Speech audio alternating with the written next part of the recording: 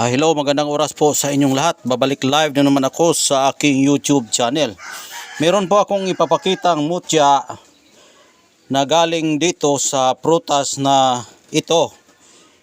At ipapakita ko sa inyo kung saan nakalagay ang mutya dito. Dahil nakikita ko ito dito rin. Tapos, marami itong kasama na aking binalatan sa aking pagbalat dahil ito'y masarap gamitin na panghalo sa karne. Kaya nagbalat ako ng 5 piraso at ito ang hindi ko tinuloy sa pagbalat dahil meron akong nakikitang bato o mutya sa loob ng prutas na ito. Kaya bago ko sisimulan ng aking kwento ay huwag makalimot na ipindot ninyo ang bell button, mag-subscribe, mag-like at mag-share para palagi kayo maka-update sa aking mga bagong mga upload. Ayan po ang mutya na aking nakukuha sa araw ng Miyerkules. Miyerkules po ngayon. Ito pong sayote ay mayroon po siyang mutya. At ipapakita ko sa inyo kung saan nakalagay ang mutya para makita ninyo kung ano ang itsura sa mutya ng sayote. Ito po diyan siya nakalagay. Binalatan ko sana ito dahil nga ay ihalo ko ito sa karne.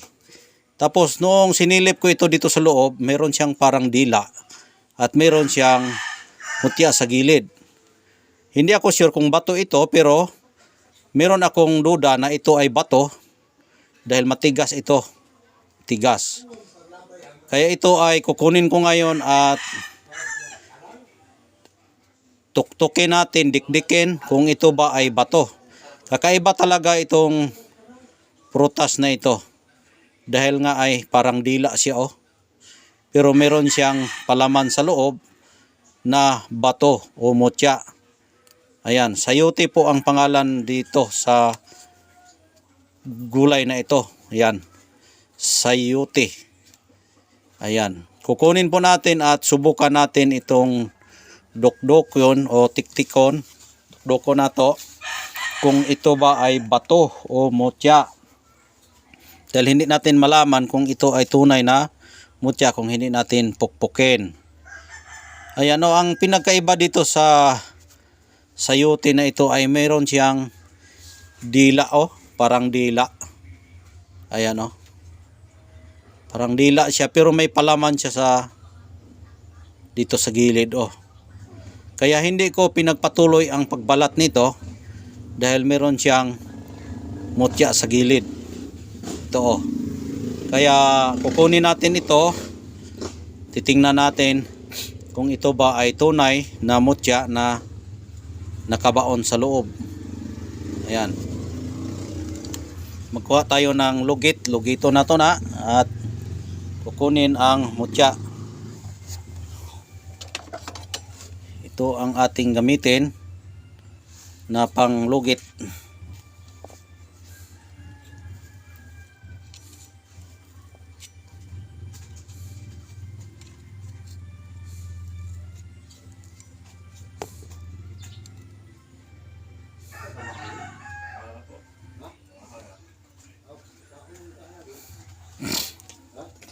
Dandahanin natin.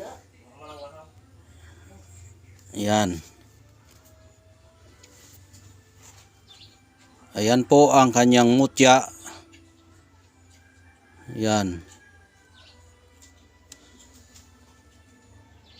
Kakaibang bato sa mutya ng sayote. Ayan. Dito po galing. Ayan. Sa loob. Ayan. Galing po yan sa loob. Kaya hindi ko siya binalatan dahil meron siyang nakatagong suksok sa ilalim ng kanyang prutas. Ang tanong, bakit ito pumasok dyan? Saan galing? Yan ang ibang misteryo na aking sasabihin sa inyo kung bakit. Kaya maitanong ko kung bakit nga nandyan. Kaya nandyan po yan dahil nga ay mutya niya at birtod ng daladala sa sayuting ito. Kaya ang kapangyarihan po nito sa nagbigay ng mutya ay maganda ito sa negosyo, pampaswerte sa ating pamumuhay. Dahil ito ay panghalo sa karne, pagkain ay pampaswerte po talaga ito. Ayan po ang gamit sa mutya ng sayuti na aking nakukuha. Itong ugali ng sayuti ay gumagapang po sa lahat ng nakatayo. Katulad ng mga kahoy na malalaki, itanim mo yan sa gilid, gumagapang po yan siya, naghahanap ng kanyang mapaghahawakan na kanyang iniukutan at doon siya magpuwersa sa kanyang lakas para makapagpamunga. Ayan po ang ugali niya at kapag ito'y mamunga na po ay walang umaayaw dito sa prutas na ito o pwedeng gamiting gulay dahil gulay ito panghalo sa karne, kahit anong klaseng karne, mapabaka man, manok at mapababoy